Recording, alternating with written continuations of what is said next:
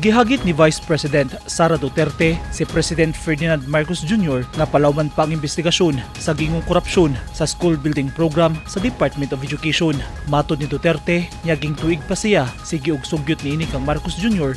apan wala gihapon kini naminaw.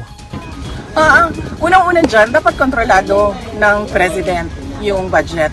Dapat kung ano yung lumalabas sa budgeting system from the Regional Development Councils, paakyat sa National Development Council, paakyat sa cabinet level, at kung ano yung napag-usapan based on development plans, yun ang nasusunod.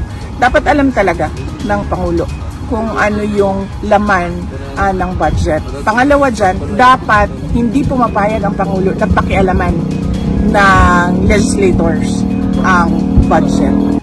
Luyo sa kalit ng investigasyon sa flood control projects, uyon sab si Duterte sa mando ni Marcos nga ipailawom sa lifestyle check ang tanang mga opisyal sa gobyerno. Gibarugan ni Duterte nga kinahanglan nga mag-deep dive sa order sa lifestyle check si Marcos. Gitawag sab niya nga Sercos ug Zarzuela ang mga nahitabo karon sa gobyerno sa Pilipinas kung asa puros corruption lang sa anomalya sa flood control project ang ginatutukan, bisan daghan pa og mga proyekto ang gobyerno nga dapat hatagan og atensyon. Dapat lang. At hindi lang yung elected public officials pati yung mga appointed public officials. At hindi lang yung mga yung on the surface na sasabihin natin kung ano yung nakalagay sa salin. Dapat deep dive kung sino yung mga dummy.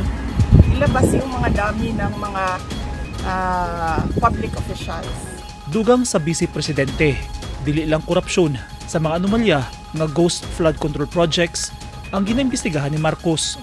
Ang trabaho na Commission on Audit na mag-imbestiga kung meron silang makita na anomalya sa mga projects.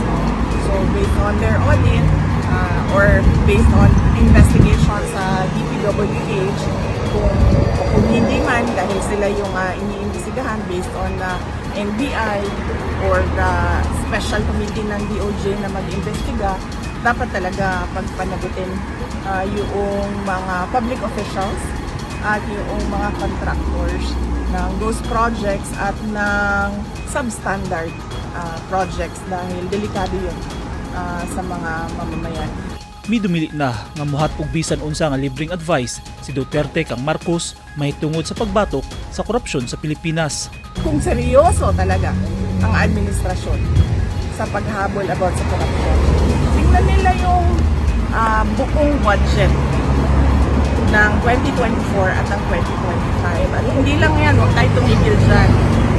Sagutin yung mga blanco doon sa budget. Kasamtangang anaa sa Dahig, Netherlands, si Sara kauban ang iyang mga igsuon aron kumpletong mobisita sa ilang amahan nga si kanhi President Rodrigo Duterte nga naa sa detention facility sa ICC tungod sa kasong Crimes Against Humanity.